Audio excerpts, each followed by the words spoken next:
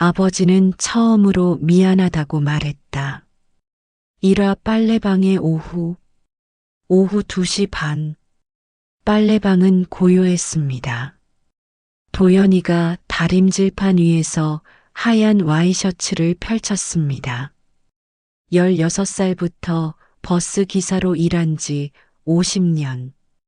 빨래방을 차린 지도 5년이 되었습니다.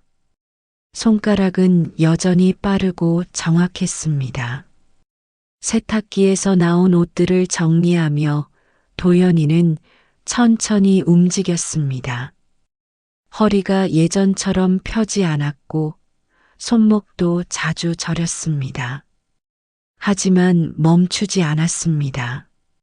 단골 주부들은 목요일마다 도연이의 손길을 기다렸습니다. 바구니 한 개를 더 들어올릴 때였습니다. 봉투 하나가 세탁물 사이에서 떨어져 나왔습니다. 베이지색 편지 봉투였습니다. 색이 발에 있었고 모서리가 부스러워 보였습니다. 도연이가 집어들었습니다. 봉투 위에는 주소와 이름이 적혀 있었습니다. 글씨는 떨리듯 불규칙했습니다. 그리고 흉부에는 붉은 스탬프가 찍혀 있었습니다. 돌려보낸 편지였습니다. 도연이는 봉투를 들었다 놨다를 반복했습니다. 언제 들어왔는지도 누가 가져왔는지도 모를 편지. 그의 세심함이 작동했습니다. 이건 주인을 찾아야 할 물건이라는 생각이 먼저였습니다. 도연이가 천천히 봉투를 뒤집어 들었습니다. 봉투 위쪽에는 발신인의 주소가 적혀 있었습니다. 그리고 이름, 박말순, 동네 사람이었습니다. 도연이의 얼굴에 작은 주름이 잡혔습니다. 생각을 정리하는 표정이었습니다. 편지 봉투를 책상 모서리에 놓았습니다. 다시 셔츠를 집어들고 다림질을 이어나갔습니다. 손은 규칙적으로 움직였지만 눈길은 자꾸만 그 낡은 봉투로 향했습니다. 반송된 편지. 누군가는 이것을 받지 못했습니다. 이화 꽃집의 조언. 도연이는 저녁 5시가 되자 빨래방 셔터를 내렸습니다. 편지를 손에 쥔 채 꽃집으로 향했습니다. 해분의 정원. 도연이는 유리문을 밀었습니다. 어서 오세요. 해분이가 고개를 들었습니다. 70이 다 되어도 눈빛은 맑았습니다. 장미를 정리하던 손을 멈추고 웃음이 피어올랐습니다. 도연이네. 무슨 일이야? 도연이는 말없이 편지를 앞으로 내밀었습니다. 해분이가 받아들었습니다. 봉투를 살피는 그의 눈동자가 천천히 움직였습니다. 반송 스탬프를 보고 주소를 읽고 박말순이라는 이름에 이르렀을 때 고개를 끄덕였습니다. 이게 어디서? 빨래방. 오늘 세탁물 안에서. 박말순이면 저쪽 골목 끝에 사는 할머니 아니야? 혼자 사시고 요양보호사분이 다니시는. 도연이는 입을 다물었습니다. 찾아가 봐. 편지가 중요한 거일 수도 있잖아. 반송이 되었다는 건 첫 번째 주소가 틀렸다는 뜻이야. 그럼 박말순이 분은 이 편지를 받으려고 애쓰신 거 아닐까? 도연이는 해분이의 얼굴을 바라봤습니다. 남의 일을 자기 일처럼 생각하는 눈이었습니다. 그럼 어떻게 해? 가서 물어봐. 빨래방에 들어온 거고. 도연이는 편지를 다시 들었습니다. 무언가 달라졌습니다. 단순히 잃어버린 물건이 아니라 누군가의 마음이 머물러 있는 것처럼 느껴졌습니다. 내일 가봐야겠네. 그래, 그게 맞아. 사마 기억의 실마리. 다음 날 오전 10시, 도연이는 박말순의 집을 찾아갔습니다. 동네 끝 언덕 위, 회색 빌라 건물. 계단을 올라가며 호흡이 조금 가빠졌습니다. 2층 문 앞에 섰습니다. 초인종을 눌렀습니다. 문이 열렸습니다. 하얀 앞치마를 입은 요양보호사가 나타났습니다. 네, 뵙겠습니다. 도연이는 편지를 보였습니다. 요양보호사의 눈빛이 반짝였습니다. 아, 할머니가 기다리던 편지. 도연이가 사정을 설명했습니다. 요양보호사는 계속 고개를 끄덕였습니다. 그리고는 안으로 들어오라고 손짓했습니다.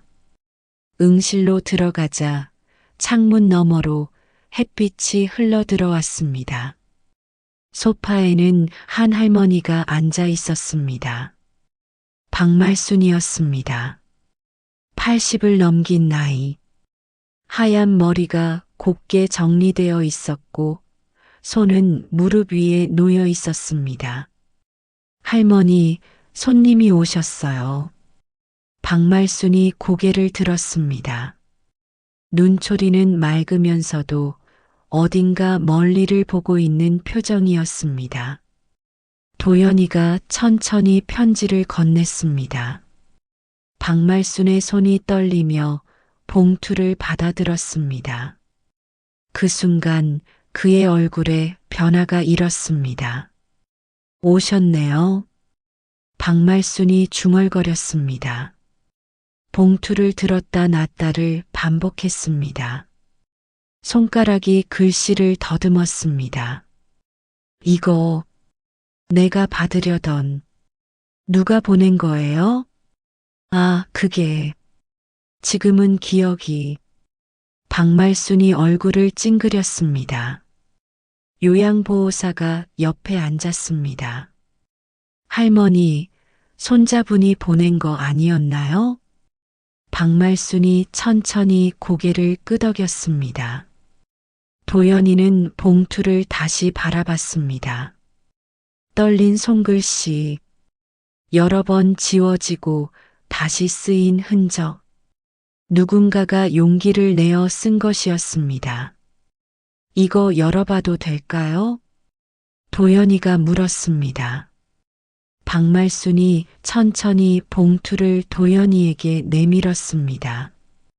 손이 떨렸습니다. 도연이가 봉투를 조심스레 뜯었습니다. 안에는 편지 한 장과 사진 한 장이 있었습니다. 사진 속에는 젊은 남자와 어린아이가 손을 잡고 있었습니다. 사와 같은 시간, 같은 길. 편지에는 오래된 상처가 담겨 있었습니다. 도연이는 그 짧은 글귀들을 읽으며 침을 삼켰습니다. 아버지에게 보내는 편지, 손자가 보낸 편지. 그 누군가는 오래 미루었던 말들을 마침내 썼고 박말순은 그것을 받으려 애썼습니다. 이 편지 제가 가지고 계셨으면 좋겠어요. 도연이가 조용히 말했습니다. 박말순은 고개를 끄덕였습니다. 그 다음 날부터 도연이는 오후 3시가 되면 빨래방을 닫았습니다. 박말순과 산책하겠다고 요양보호사에게 말했습니다. 그녀는 놀라기만 했습니다. 첫 산책은 어색했습니다. 박말순은 회색 카디건을 입고 있었습니다. 손에는 지팡이가 들려 있었습니다. 도연이는 박말순이 먼저 나갈 수 있도록 했습니다. 어디로 가볼까요? 박말수는 한참을 생각했습니다. 그리고 천천히 앞으로 나아갔습니다. 길을 아는 듯 했습니다. 공원에 도착했습니다. 작은 공원. 소나무들이 늘어서 있고 벤치가 놓여 있었습니다. 박말순이 한 벤치에 앉았습니다. 도연이는 그 옆에 앉았습니다. 여기 자주 오셨어요? 옛날에 손자가 작을 때 박말순이 나뭇가지를 들었습니다. 손이 흔들렸습니다. 손자분이 지금 어디에? 멀리 있어. 연락도 없고. 박말순이 중얼거렸습니다. 한참 동안 말하지 않았습니다. 도연이도 입을 다물었습니다. 두 사람은 나뭇잎이 바람에 흔들리는 것을 봤습니다. 제 아들도 멀리 있어요. 도연이가 갑자기 말했습니다. 박말순이 천천히 도연이를 바라봤습니다. 그렇구나. 그것으로 충분했습니다. 두 사람은 같은 슬픔 위에 나란히 앉아 있었습니다. 다음 날도 그 다음 날도 도연이는 박말순을 찾아갔습니다. 항상 오후 3시. 박말순은 항상 창문 너머로 도연이를 기다리고 있었습니다. 그들은 같은 길을 걸었습니다. 같은 공원에 앉았습니다. 산책 중에 박말순은 과거의 조각들을 내뱉었습니다. 아들 이름, 손자 이름. 하지만 곧 그것들을 잊었습니다. 기억은 흐릿했습니다. 하지만 박말순의 눈빛은 항상 또렷했습니다. 도연이는 그것을 봤습니다. 잊혀가면서도 붙들려는 것. 그것이 무엇인지 알았습니다. 집으로 돌아가는 길, 도연이는 주머니에 손을 넣었습니다. 아들 준서의 휴대폰 번호가 적혀 있는 종이가 있었습니다. 글씨는 희미했습니다. 하지만 읽을 수는 있었습니다. 5화 짧은 귀환. 2, 3일이 더 지났습니다. 산책은 일상이 되었습니다. 박말순의 걸음은 조금씩 빨라졌습니다. 오후 3시 반. 두 사람은 공원 벤치에 앉아 있었습니다. 날씨가 좋았습니다. 햇빛이 소나무 가지 사이로 흘러내려왔습니다. 박말순이 갑자기 도연이의 팔을 잡았습니다. 도연이가 고개를 돌렸습니다. 처음이었습니다. 박말순이 그의 이름을 기억한 것이었습니다. 네, 너 아들이 있다고 했지? 네, 준서라고. 박말순의 눈빛이 명확해졌습니다. 기억이 돌아오고 있었습니다. 연락해줘. 박말순이 도연이의 손을 잡았습니다. 손가락에 힘이 있었습니다. 뭐라고? 연락해. 지금 바로. 시간이 없어. 박말순의 목소리에는 확실함이 있었습니다. 손자가 편지를 보냈잖아. 내게. 아버지가 아니라 할머니에게. 왜 그런지 알아? 도연이는 대답하지 못했습니다. 미안한데 용기가 없어서야. 그래서 할머니를 통해 전하려고 했던 거야.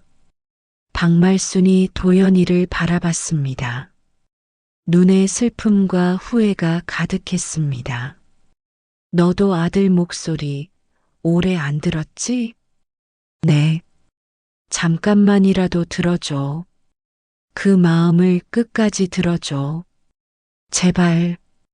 박말순이 도연이의 손을 더 세게 잡았습니다. 나는 내 아들 목소리를 더 이상 못 들을 것 같아. 알 수 없는 날들이 자꾸만 많아지고 있거든. 도연이의 눈빛이 바뀌었습니다. 처음으로 눈물이 고였습니다. 박말순이 도연이의 볼을 손으로 쓸어내렸습니다. 손가락이 거칠었지만 부드러웠습니다. 이제 가. 아들한테 가. 편지보다 목소리가 낫고, 목소리보다 얼굴이 낫고, 얼굴보다 손잡기가 낫다는 거 잊지 마. 6화 전화 너머의 숨. 도연이는 공원에서 나와 집으로 향했습니다. 걸음이 빨랐습니다. 손이 떨렸습니다. 빨래방 문을 열었습니다. 조명을 켰습니다. 안경을 썼습니다. 주머니에서 종이를 꺼냈습니다. 준서의 휴대폰 번호. 전화기를 들었습니다. 손가락이 번호를 누르려다 멈췄습니다. 이것을 오래 미루었습니다. 마지막 전화는 3년 전이었습니다. 도연이는 박말순의 목소리를 떠올렸습니다. 너는 들어줘. 그 마음을 끝까지 들어줘. 도연이가 번호를 눌렀습니다. 전화벨이 울렸습니다. 1번, 2번, 3번. 여보세요? 준서의 목소리였습니다. 조심스러운 톤이었습니다. 도연이는 입을 열었습니다. 아무 소리도 나오지 않았습니다. 누구세요? 아, 그것. 나야. 도연이다. 도연이의 목소리가 가라앉았습니다. 전화 너머로 침묵이 흘렀습니다. 그 침묵 속에서 도연이는 준서의 숨을 들었습니다. 아버지, 응, 왜 갑자기? 도연이는 한참을 말하지 못했습니다. 빨래방의 형광등 빛이 차갑게 내려왔습니다. 내가 미안해. 오래 연락을 안 해서. 아버지, 괜찮아요. 준서가 서둘러 대답했습니다. 아니야. 내가 너한테 정말 오래 연락을 안 했다. 미안해. 다시 침묵이 흘렀습니다. 받아들임의 침묵이었습니다. 아버지, 저도 연락을 못 드렸어요. 준서의 목소리에 눈물이 묻어났습니다. 도연이는 눈을 감았습니다. 많이 바빴지? 네. 일이 많았어요. 나도 그랬다. 아버지, 언제 만나요? 준서가 물었습니다. 그것이 가장 중요한 질문이었습니다. 도연이는 한참을 생각했습니다. 이번 주 토요일. 만날래? 네. 좋아요. 내가 너를 만나러 가. 서울이지? 네. 아버지가 와주셔도 괜찮아요. 저도 내려갈 수 있는데. 아니야. 내가 가. 알겠어? 도연이의 목소리에는 조용한 확신이 있었습니다. 통화가 끝났습니다. 눈물이 흘렀습니다. 칠화 빗속의 재회. 토요일 오후. 비가 내리고 있었습니다. 소낙비였습니다. 도연이는 빨래방 문 앞에 서 있었습니다. 셔터는 올려져 있었습니다. 시계는 2시 50분을 가리키고 있었습니다. 준서는 3시에 온다고 했습니다. 옷을 여러 번 만졌습니다. 손을 주머니에 넣었다 빼냈습니다. 긴장이 몸을 지배하고 있었습니다. 빗소리만 들렸습니다. 골목은 한산했습니다. 도연이는 문을 열고 골목으로 나갔습니다. 비를 맞았습니다. 옷이 금방 젖었습니다. 발소리가 들렸습니다. 빗소리를 뚫고 누군가 뛰어오는 발소리. 도연이가 고개를 들었습니다. 우산을 쓴 남자가 나타났습니다. 얼굴은 우산 아래 반쯤 숨겨져 있었습니다. 도연이는 알아봤습니다. 준서였습니다. 준서가 멈췄습니다. 아버지를 바라봤습니다. 아버지는 비를 맞으며 서 있었습니다. 아버지, 준서가 외쳤습니다. 우산을 들고 도연이에게 달려갔습니다. 도연이는 움직이지 않았습니다. 준서가 아버지에게 우산을 덮어 씌웠습니다. 아버지, 들어가요. 감기 걸려요. 도연이는 천천히 고개를 들었습니다. 아들의 얼굴을 봤습니다. 준서의 눈에도 눈물이 차 있었습니다. 미안해. 도연이가 말했습니다. 아버지, 정말 오래 미안했다. 내게 뭘 해줘야 할지 몰라서, 뭘 말해줄지 몰라서, 그래서 피했어. 미안해. 도연이의 목소리는 빗소리 속에서도 또렷했습니다. 준서는 아버지를 끌어안았습니다. 갑자기 조심스럽지 않게 우산이 떨어졌습니다. 두 사람은 빗속에서 안겼습니다. 괜찮습니다, 아버지. 다 괜찮습니다. 준서가 중얼거렸습니다. 도연이의 손이 아들의 등을 쓸어내렸습니다. 손가락이 아들의 옷을 적시는 빛을 느꼈습니다. 두 사람은 빨래방 앞에 서 있었습니다. 빛이 계속 내렸습니다. 골목은 조용했습니다. 그 침묵 속에는 더 오래된 시간이 담겨 있었습니다. 그리고 그것이 비로소 흐르기 시작했습니다. 시간이 흐르고 있었습니다. 이제는 앞으로 파라 편지의 자리. 일주일이 지났습니다. 빨래방은 다시 활기를 되찾았습니다. 도연이의 손길이 예전보다 부드러워 보였습니다. 준서는 주말마다 내려왔습니다. 금요일 밤기차를 타서 토요일 아침에 도착했습니다. 도연이와 준서는 빨래방에서 함께 옷을 개었습니다.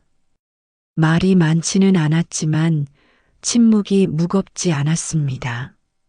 아버지, 여기 이 셔츠 주름이 아직 남아있네요. 준서가 지적했습니다. 그런가? 내가 다시 해줄게. 도연이가 다시 다림질판으로 걸었습니다. 준서는 웃음이 나왔습니다. 박말순의 집은 조용했습니다. 기억이 또 흐릿해지고 있었습니다. 하지만 박말순의 방에는 한 장의 편지가 액자에 담겨 있었습니다. 반송 스탬프가 찍힌 편지의 복사본. 요양보호사가 해두었습니다. 박말순은 때로 그 편지 앞에 앉았습니다. 글씨를 읽지는 못했습니다.